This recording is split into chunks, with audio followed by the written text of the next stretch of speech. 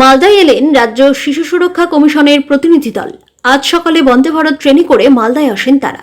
রাজ্য শিশু সুরক্ষা কমিশনের এই প্রতিনিধি দলে রয়েছেন অনন্যা চক্রবর্তী, তুলিকা দাস সহ 3 জন। মালদা টাউন স্টেশনে নেমে তারা সার্কিট হাউসে ওঠেন। সূত্রের খবর, পারলালপুর এলাকায় যেতে পারেন তারা।